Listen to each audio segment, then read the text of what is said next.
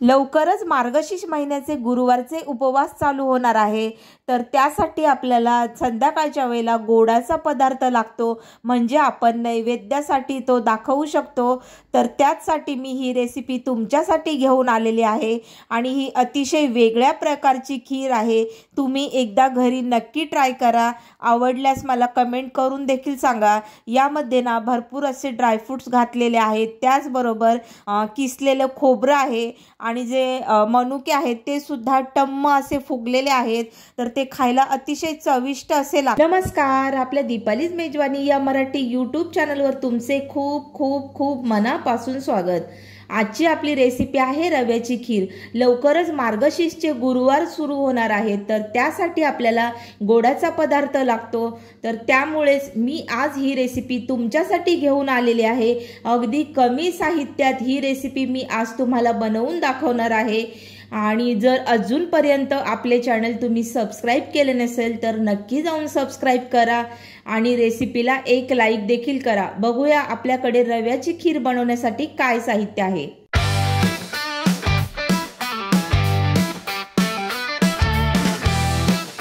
खीर बनवण्यासाठी साहित्य आहे, 1 चमचाभर मी मनुका घेतलेला आहे, 1 चमचाभर बदाम, 1 चमचा भरून काजू आहेत आणि साधारण पोहे खाण्याचा 3 चमचे असतात ना तेवढे भरून मी हे खोबऱ्याचा किस घेतलेला आहे।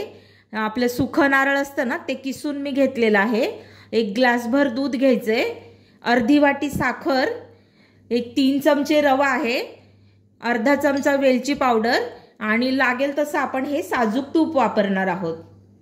कढई तापत ठेवली आहे। आता आपल्याला ना थोडंसं तूप घालून घ्यायचं आहे आणि त्यामध्ये आपल्याला हा रवा भाजून घ्यायचा आहे। अगदी थोडंसं म्हणजे अर्धा चमचा वगैरे मी तूप घालणार आहे, बघू शकता। एवढं तूप घातलं की यामध्ये आपल्याला रवा भाजायचा आहे। रवा घातलाय मी आता आणि हा ना सोनेरी रंगावरती आपल्याला भाजून घ्यायचा आहे। गॅस मीडियम ठेवायचा आहे आणि मीडियम गॅस करून आपल्याला हा रवा गोल्डन सोनेरी रंगावरती भाजून घ्यायचा आहे। रवा आपला भाजून झालेला आहे। आता मी रवा काढून घेतलेला आहे। यामध्येच आपल्याला 1 चमचाभर पुन्हा एकदा तूप घालायचं आहे। तर हे 1 चमचा तूप मी या कढईमध्ये घालून घेत आहे आणि आपल्याला ना हे खोबरं आणि जे ड्रायफ्रुट्स आहेत ते सर्व आपल्याला ना आता यामध्ये फ्राय करून घ्यायचे आहेत। गॅस पुन्हा एकदा मीडियम करायचा आहे आपल्याला आणि सर्वात अगोदर आपण ना हे बदाम घालणार आहोत।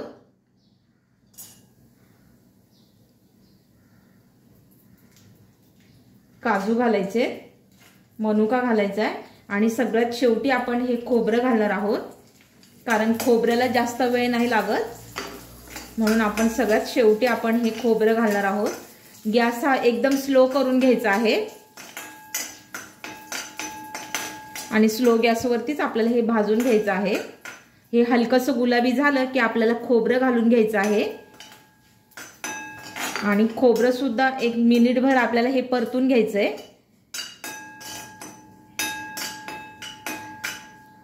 दूध घालायचंय, 1 मिनिटभर झालेलं आहे। खोबरं छान परतून निघालं आपलं। दूध घालूया।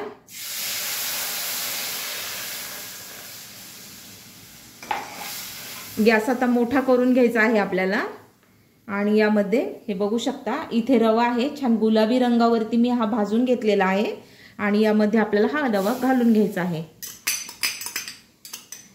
मिक्स करायचंय आणि लगेचच यामध्ये साखर घालूया।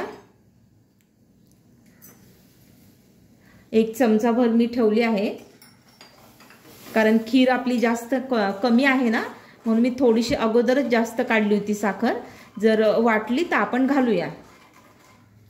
छान मिक्स करायचं हे आणि जसं की मी तुम्हाला नेहमी सांगते वेलची पावडर सगळ्यात शेवटी घालायची, म्हणजे पदार्थाला वास हा छान टिकून राहतो। आता याला छान आपण उकळी काढून घेऊया, म्हणजे रवा सुद्धा आपला शिजून निघेल।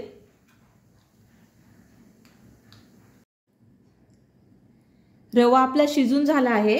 आता आपल्याला ही वेलची पावडर घालून घ्यायची आहे आणि साखर सुद्धा अगदी बरोबर अशी झालेली आहे। एक्स्ट्रा साखर घालायची गरज नाही आपल्याला, तेवढ्यामध्ये बरोबर गोड झालेला आहे। कारण माझ्या घरात जास्त गोड सुद्धा नाही आवडत, म्हणून मी थोडंसं कमी साखर घालतीये। मिक्स केलं छान आणि आता सर्व करूया आपण। एक 2 ते 3 मिनिटं अजून उकळी काढूया ह्याला। खीर सर्व करून झाली आहे आपली, तुम्हाला मी जवळून दाखवते। आणि घट्टसर सुद्धा खूप छान घट्टसर अशी झालेली आहे। त्याचबरोबर आपला रवा सुद्धा छान फुललेला आहे आणि हे जे मनुके आहेत तर ते सुद्धा टम्म असे फुललेले आहेत मनुके, तुम्ही बघू शकता। आणि चवीला सुद्धा अप्रतिम भन्नाट अशा चवीची ही खीर आहे। तर तुम्ही सुद्धा या मार्गशीर्ष महिन्यामध्ये नक्की ही खीर ट्राय करा आणि सगळ्यांना घरातल्यांना सुद्धा खाऊ घाला।